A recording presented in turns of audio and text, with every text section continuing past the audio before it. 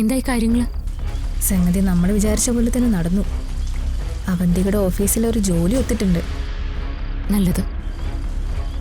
വളരെ കരുതലോടെ വേണം അടുത്ത കരുക്കൾ നീക്കാൻ. ശരി ചേച്ചി. എങ്കിൽ പിന്നെ മാഡത്തിന്റെ ഇഷ്ടം പോലെ നടക്കട്ടെ.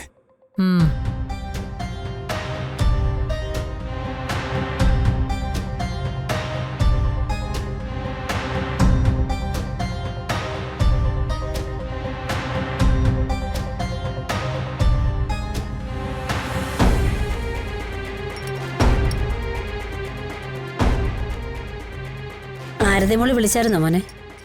ഇല്ല, എന്തെങ്കിലും തിരക്കിലായിരിക്കും. അമ്മ വിളിച്ചായിരുന്നോ? ഇല്ല, എന്നെയും വിളിച്ചില്ല. സത്യം പറഞ്ഞ ആ കൊച്ചിന്റെ മരുന്ന് മന്ത്രം കൊണ്ടാ നിന്റെ പനി ഇത്രയും പെട്ടെന്ന് മാറിയത്. ആ കുട്ടി എന്തൊക്കെയാ നിനക്ക് വേണ്ടി ചെയ്തത്? ഇതുപോലുള്ള പെൺകുട്ടികളെയൊന്നും ഈ കാലത്ത് കാണാൻ കിട്ടത്തില്ല. എന്തൊരു തിരക്കുള്ള വക്കീലാവള്. എന്നിട്ടോ അതിന്റെ വല്ല തലക്കനം ഉണ്ടോ? മരുന്നൊന്നും ഇങ്ങടുത്തെ. അത് ശരി, നീ മരുന്ന് കഴിച്ചില്ലായിരുന്നോ? ആഹാരത്തിന് മുമ്പ് കഴിക്കാനുള്ള ഒരെണ്ണമുണ്ട്. ഇതിലേതാ? അത് തന്നെ.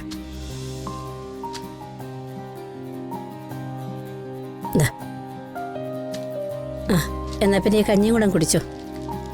അതിരുന്ന് തണുക്കണ്ട. അമ്മയുടെ തരട്ടെ? വേണ്ടമ്മേ, ഞാൻ കുടിച്ചോളാം.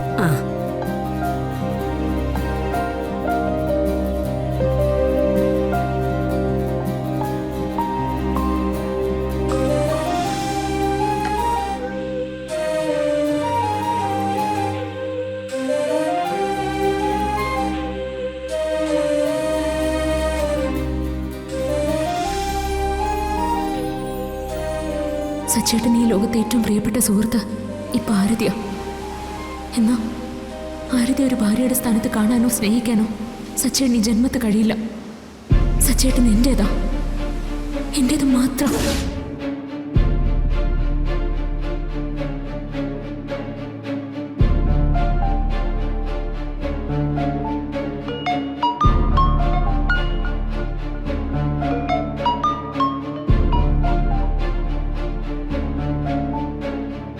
വക്കീലെന്താ ഫോൺ എടുക്കാത്തെ?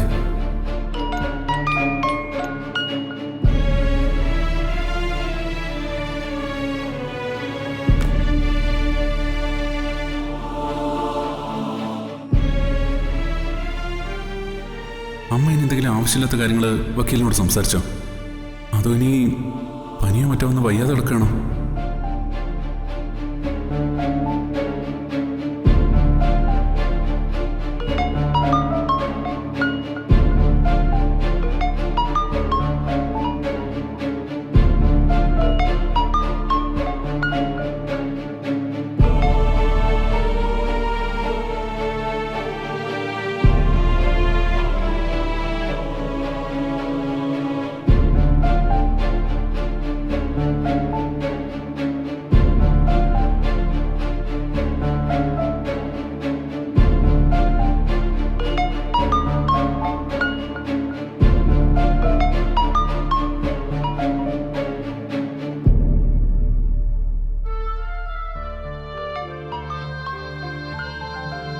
സച്ചിയോടൊപ്പമുള്ള എൻ്റെ യാത്ര ഞാനിവിടെ അവസാനിപ്പിക്കുമോ?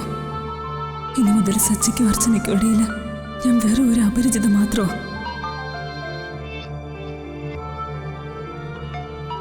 എൻ്റെ മനസ്സിൽ നിന്ന് സച്ചിയെ പറിച്ചു മാറ്റുന്നത് വലിയ വേദന തന്നെയാ. പക്ഷെ സച്ചിക്കല്ല അർച്ചനയാ. അർച്ചനയ്ക്ക് തിരിച്ചും അങ്ങനെ തന്നെയാണെന്ന് എനിക്കിപ്പോൾ മനസ്സിലായി. അവർക്കിടയിൽ എൻ്റെ നിഴല് പോലും ഉണ്ടാവാൻ പാടില്ല. അർച്ചനയ്ക്കും സച്ചിക്കും നല്ലത് മാത്രം വരട്ടെ.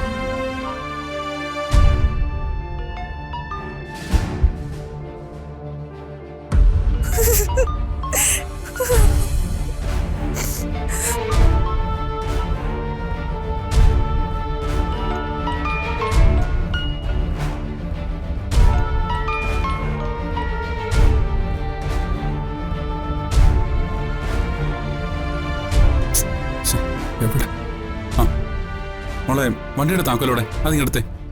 എന്തിനാ ഇപ്പൊ വണ്ടിയുടെ താക്കോല്? ഈ വയ്യാതിരിക്കുമ്പം ഏട്ടനിപ്പോ എങ്ങോട്ടാ പോകുന്നേ? ആ നമ്മുടെ വക്കീലിനെ വിളിച്ചിട്ട് കിട്ടുന്നില്ല. ഓ അതാണോ കാര്യം? വക്കീല് ചിലപ്പോ കോടതിയിലായിരിക്കും. ആ സാധാരണ അങ്ങനല്ലല്ലോ. കോടതിയിലാണെങ്കിലും ടെക്സ്റ്റ് മെസ്സേജ് തിരിച്ചയക്കുന്ന ആളാ. ഇതിപ്പോ ഒരുപാട് തവണ വിളിച്ചിട്ടും ഒരു റിപ്ലൈയും ഇല്ല. ഏട്ടാ, കോടതി കഴിയുമ്പോ വക്കീൽ തിരിച്ചു വിളിക്കും. ആ അങ്ങനെ പറഞ്ഞിരുന്ന പറ്റത്തില്ല. ഇനി എന്റെ പനിവെല്ലാം പകർന്ന് വയ്യാതെ കിടക്കുകയാണെന്ന് ആർക്കറിയാം. എന്തായാലും ഞാൻ നോക്കിട്ട് വരാം. ഏട്ടാ, അതെ ഇത് കണ്ടില്ലേ അമ്മേ, ഈ ഏട്ട വണ്ടി എടുത്ത് പുറത്തു പോവാന്ന്. നീ എന്തുവാടേ കാണിക്കുന്നത്? നിനക്ക് ജോലിക്ക് പോകാറൊന്നും ആയിട്ടില്ല. ദേ നോക്ക്, ഒരാഴ്ച കൂടെ കഴിയാതെ നീ ടാക്സി ഓടാനൊന്നും പോകണ്ട. ഇത് ടാക്സി ഓടാൻ പോകുന്നൊന്നും അല്ല. പിന്നെ ആര് ചേച്ചിയെ ഫോണിൽ വിളിച്ചിട്ട് കിട്ടുന്നില്ല, അതുകൊണ്ട് ചേച്ചി തിരക്കി പോവാ. അമ്മേ, എന്തേലും പറ്റി എവിടെയെങ്കിലും കിടന്ന് ഒന്ന് അന്വേഷിക്കും പോലും ആരുമില്ലാത്ത ആളാ. ആ നമ്മുടെ കാര്യത്തില് ഇത്രയും താല്പര്യമെടുത്ത് ഓരോന്ന് ചെയ്യുമ്പോ തിരിച്ച് നമ്മള് അതിന്റെ ഒരു ആത്മാർത്ഥത കാണിക്കണ്ടേ? ഉം. അമ്മേ, ഞാനൊന്ന് പോയിട്ടരാം. ആ അമ്മ എന്തിനാ ഏട്ടനെ വിട്ടത്?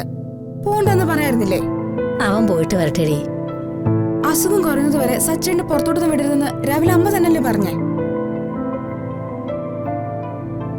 ഇത് വേറെ എങ്ങോട്ടും അല്ലല്ലോ, ആ കൊച്ചിനെ കാണാനല്ലേ. അവളെ ഫോണൊന്നും എടുക്കാതിരുന്നപ്പോ അവന്റെ ടെൻഷൻ മോള് കണ്ടില്ലേ? അവളോട് അവന് നല്ല സ്നേഹമാ. അതുകൊണ്ട് എടി, പതിയെ പതിയെ ആ കൊച്ചിനോട് അടുക്കുമ്പോഴേ അവൻ പഴയതെല്ലാം മറക്കും. ഓ പിന്നെ അമ്മയുടെ മനസ്സിലിരിപ്പൊന്നും നടക്കുമെന്നേ എനിക്ക് തോന്നുന്നില്ല. അമ്മേ, സച്ചേട്ടന് ജന്മത്ത് അർച്ചനടുത്തിയെ മറന്ന് വേറൊരു പെണ്ണിനെ സ്വീകരിക്കില്ല. അല്ല മോളെ, അവൻ പഴയതുപോലെയൊന്നുമല്ല. സാധാരണ വഴി കാണുന്ന പെണ്ണുങ്ങളെയൊക്കെ അർച്ചനയാണെന്നും പറഞ്ഞ് അവൻ വെറുതെ ബഹളം ഉണ്ടാക്കാറില്ലേ? അതെ. ആ ഇപ്പൊ കുറച്ചു നാളായിട്ട് അങ്ങനെയുള്ള വല്ല പ്രശ്നം ഉണ്ടാവുന്നുണ്ടോ? ഇല്ല. ആ ഈ ആരതിമോള് കൂടെ കൂടിയതിൽ പിന്നെയാ ഇതൊക്കെ നിന്നത്. എനിക്ക് ഉറപ്പാ അവന്റെ മനസ്സിൽ ആരതിമോള് കയറി കൂടി കഴിഞ്ഞു. അമ്മ ഇങ്ങനെ മനപ്പായസുണ്ടിരുന്നാ മതി. കാര്യത്തോട് അടുക്കുമ്പോഴേ സച്ചേട്ടന്റെ സ്വഭാവം മാറും.